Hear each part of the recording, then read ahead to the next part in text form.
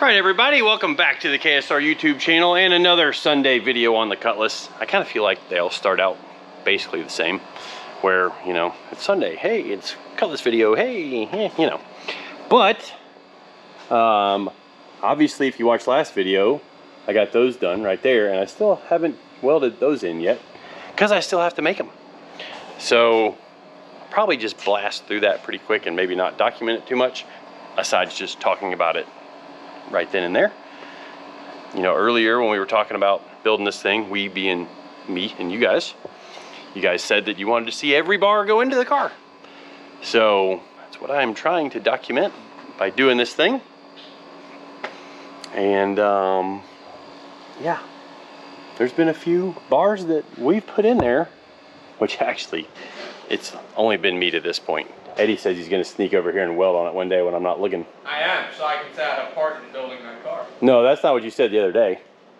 You said you were, or was that Ricky on this thing? I want to do one weld so I can say I built the whole chassis. Oh yeah, I was going to weld one joint so I can say I did the whole thing. Well, here we go.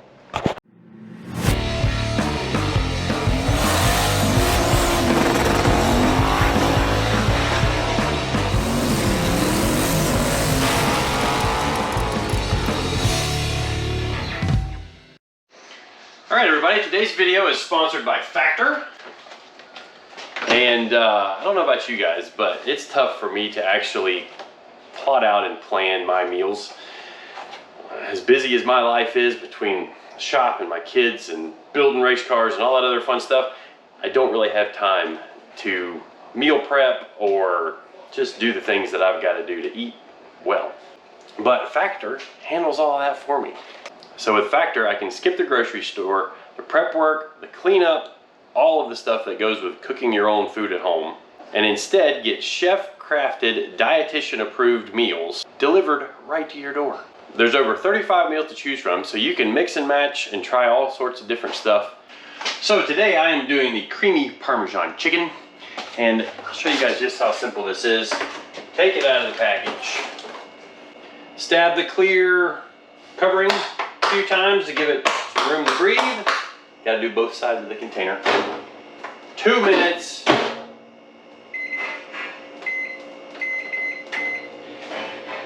And after letting it sit for a minute or two after it cooks, I'll have me a good meal ready to eat. All right, so we are 3 minutes after that last little clip. And it's definitely still pretty warm.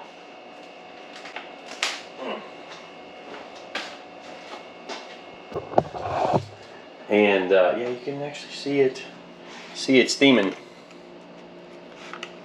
which, you know, for something just quick and as painless as that is, just to throw something in the microwave for 2 minutes, you can't beat that. I gotta get me a knife so I can take a bite. All right, lunchtime.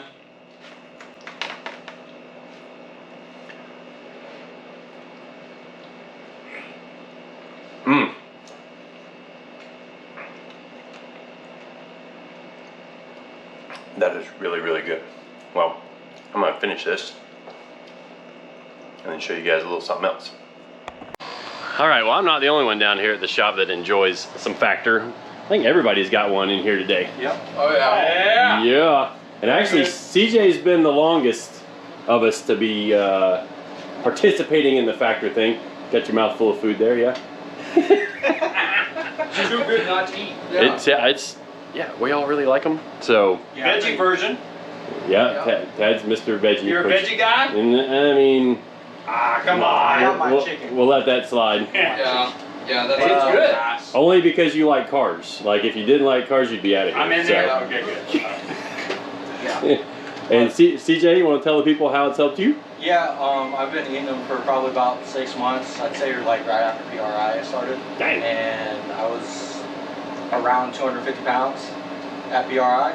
Nice. Looking well, rough. Not nice. No, not good. Not good. And I weighed myself this morning. I was 215. Dang. And Factor's been a big part of that. I eat them every day for lunch, and they're really good. Sweet. I think your whole family does it, right? Yep. That's actually how we first heard about them. So. Yep. And then they reach out to us to sponsor the channel. So head to factor75.com or click the link below and use Win with KSR 50 to get 50% off your first box and 20% off of your next box. Dang. So that's code Win with KSR 50 at factor75.com to get 50% off of your first box plus 20% off your next month's of orders. So thanks again to Factor for sponsoring this video. Let's get back out into the shop and see what else we can get involved with today. All right, hope you guys liked that little ad.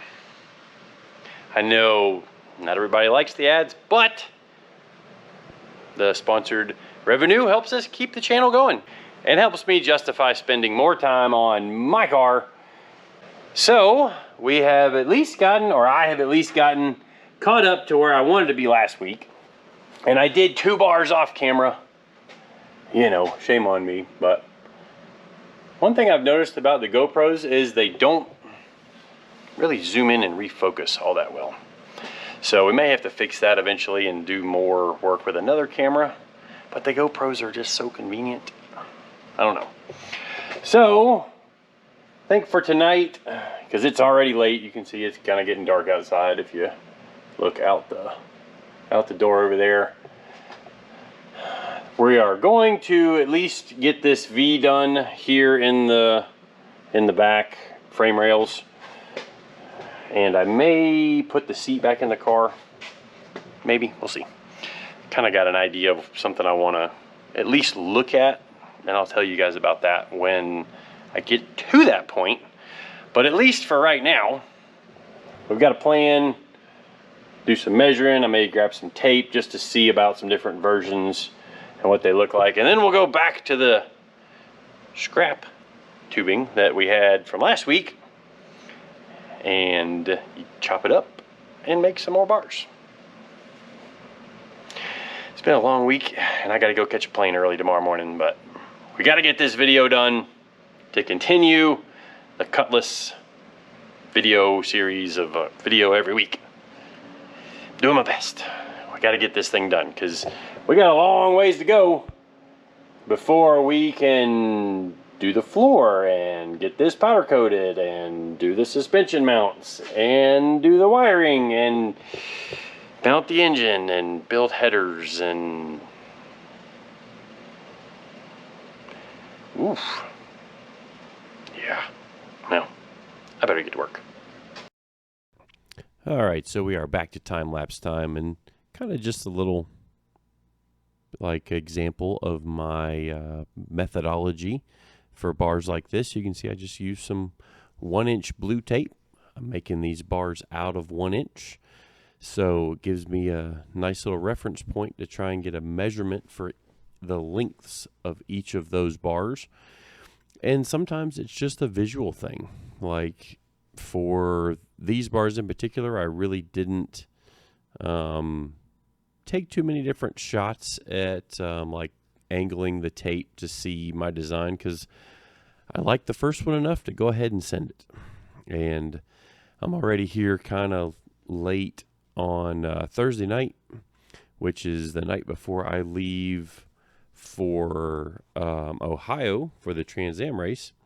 And I'm actually at the hotel right now in Mansfield, Ohio, to where we are racing at the Trans Am race. Well, Eddie and I are crewing for the Lee and the Trans Am race, and I am going to do a video on both the Pittsburgh race and the Mid-Ohio race. But you can also watch on the Trans Am YouTube channel. So they will be live streaming the races. Actually, the TA2 race has already happened, but they will be live streaming our race, well, today as this video comes out. I think around 12:30 is our actual race, and it will all be live on the Trans Am YouTube channel. So anyways, one of the things that I do when I'm making these bars, after I did the tape, I kind of look at the longest run of the bar, like from the longest area of one notch, like on the top, down to the longest area of the notch on the bottom. at about 1/4 of an inch so that I know I've got plenty of room to go ahead and make both of the notches. And then on the top joint, up where the bar is going to intersect, I guess it's almost like a T-joint up there. Well, yeah, now you can see it. What I am actually trying to accomplish is that the joint on the top is kind of equally on each tube there, both the vertical tube and the horizontal tube that's continuing to run towards the back of the car. And that's just one of my kind of preferences, I guess, where I'm spreading the load out across the multiple tubes, and I do some measurements to compare, you know, the bars to try and give myself some reference marks for the driver's side there. And I guess I'm just doing that to make it easier to kind of sight the second tube without, you know, breaking out the angle gauge until the very last little bit to make sure that the bar is at least within 1/10 or 2 of a degree of what it is on the other side of the car. Does it have to be that precise? No, but you know, I like for them to be as equal as I can easily make them. And when you make the car square, a lot of times you can duplicate like this diagonal on the left side, and on the right side, both of those bars are really within about 1/8 of an inch of each other to get the angle where it matches. So, you know, that's one reason to try and keep the car really square. And actually the very back bar where the parachute bar is going to weld to, it's not quite square with the front part of the car, which is one of the reasons why I would kind of like to eventually have a chassis jig, just because it does make it a lot easier to keep those bars square. Is that going to affect how the car works? No, not at all. But it's just a personal preference of trying to keep that thing square. And I guess things just moved a little bit when I was welding these rear frame rail sections in previous videos. But, you know, that's just kind of how this thing is going to go. I can't be 100% perfect, but we can be at least 95% perfect, and that's more than good enough for what this project needs to do. And when it comes to the back of the car, you know, if that very rear tube isn't perfectly straight, and I'm talking like it's literally like between 1/8 of an and 1/16 of an inch not square with the front bars in the car, that's not going to matter nearly as much as if the actual suspension points were different. So obviously if the suspension mounting points were not square in the car, that could be a problem, but we're not really having to deal with that in this particular build because that front section is all really, really true with each other. So that's, you know, good enough for what we're doing here. And you can see now I've duplicated the first bar on the driver's side, moving along to the passenger side, and this back notch, with it being where the tube is landing in that curve, I can't exactly duplicate, or I can't exactly notch that in the notcher, but I can kind of get it close and then do the last little bit of hand notching with the grinder just to tighten it up to where it's super tight all the way around and gives us a really nice joint to weld. That kind of goes back to what I was saying earlier in the video about maybe getting another camera for, let's say, a technical video. A few of you showed some interest in me doing a video on notching tubing, because you can actually get really good notches with a grinder or a flap disc. And actually a flap disc is my preferred method way over a grinding disc. Like a grinding disc leaves kind of a rough edge, and the flap discs, you can really, really get a nice a really nice joint, especially if you're patient and but grind only where you need to improve your fitment. And yeah, there is a little bit of that just comes with repetition, as far as, you know, getting used to fitting the bars and where it needs to be notched so that it improves the fitment. But it's kind of funny watching the grinder wiggle there as it's hanging on the trunk floor, or at least what's left of the trunk floor there. But kind of got a kick out of that. But I will do a video later on grinding tubing, as well as, or grinding the tubing to notch it, as well as using our hole saw notcher. You know, we may upgrade our notcher at some point, but for now, we're doing the best with the tools that we have, and that's all we can do. So stay tuned for the rest of the video. Shoo! Well, that's something. And yeah, it's like 11:20, but it's a nice 73 degrees in here. Can't beat that. But at least all of the vertical like bars done inside of the trunk area. Still have to do the parachute bar, which will connect to that. And then there will be some diagonals to there, as well as we're going to do just like we did on Val's car, where there's a bar from here that triangulates down to the parachute. Might even do the thing like we did on Val's, where it's got kind of like the rear fuel cell protector bar. Yeah, it's a good name for it, just in case the car ever does a wheelie, because we're going to be trying to lean on this thing. And I mean, I got to get at least one wheelie picture of this car. I think the only wheelie picture I've got is with the left front tire like 2 inches off the ground with this car many, many years ago. My little Oldsmobile had a 355 Oldsmobile in this thing, iron heads, pump gas, and ran like mid 11s on motor. Barely tickled into the 10s with a little bit of nitrous on it. That was before all the drag radial scene came out, so it would have been quicker with those. But anyway, at least the good drag radials, like the Mickey Thompson drag radials and all that stuff. But this thing's gonna be a different beast come Sick Week 2025. And I was gonna do something else as far as like putting the seat back in, which is sitting over there. See, we got some other projects there on our little bench in our merch area, which, by the way, if you want some merch, KSR, winwithksr.com, in the merch department, all kinds of good stuff. Stickers, hats, lanyards, should be some hoodies in there, I think.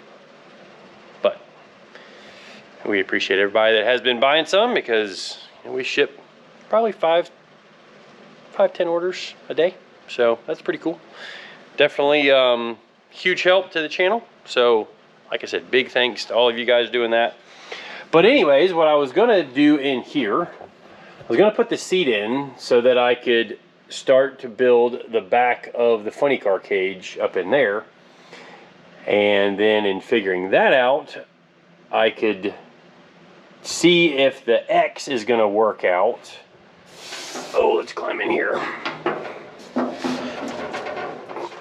So I want to do an X that's gonna go from kind of where this joint is right here down to right there.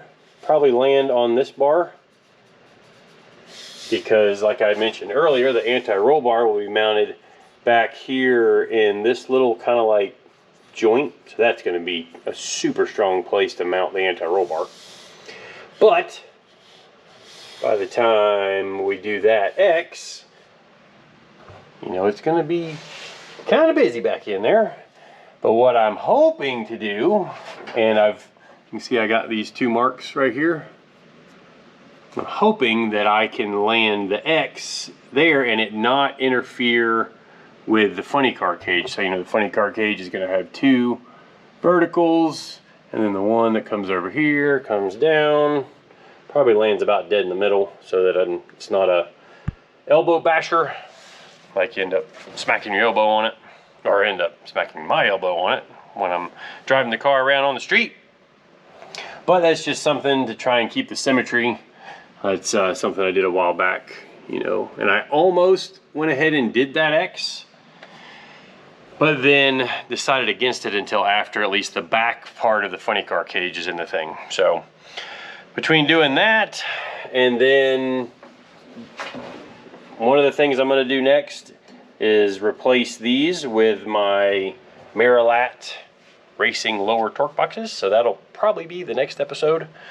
Might do those because obviously that'll be a lot easier to manage before I put actually there shouldn't be any more bars under here.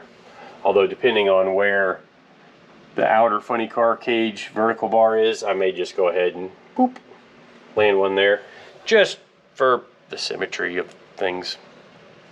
You know, I may regret it one day by oversizing some of these bars or putting a few extra bars in the thing, but between the symmetry and the added safety, I'm not really gonna worry about it. I could always make more power. Maybe not with my Oldsmobile engine. There's probably a finite amount of power that thing will make, but we think we can make 1900 horsepower with it. I guess we're gonna find out one day. Hopefully that day is sometime in 2024 with this thing cranking up.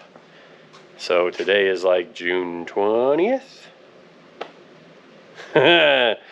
Yeah. That doesn't leave us with a lot of time. But I mean, I've already got an engine, already got a transmission, got a rear end that I don't want to use, but it's a killer rear end. It's a TRZ, you know, really good TRZ 9-inch Ford. If you're interested in a awesome housing and axles and brakes and all that other stuff set up for stock suspension, send me a message. I want to go ahead and put a floater in this car just so that it's one and done, don't have to worry about it ever again. You know, it's a huge expense, but if I'm gonna do this thing, I might as well do it as good as I can possibly do it, and then just try and keep making more and more and more power and going faster and faster. But like you guys saw, it is super late and I am actually very tired, and I've got to get up in like 5 hours to go catch a plane. So by the time this video comes out, I will be in Ohio at the Trans Am race. Hopefully you saw and heard about that in some of the previous videos, and if you are local, hopefully I saw you. Be cool to see some fans at the Trans Am race. We've been getting a few of you guys come by, which has been awesome, between me and Eddie, you know, working the events, but it's a good deal. Anyways, I'm yammering, blabbing, jibber jabber, whatever you want to call it. Thank you again for watching. We'll see you guys next time.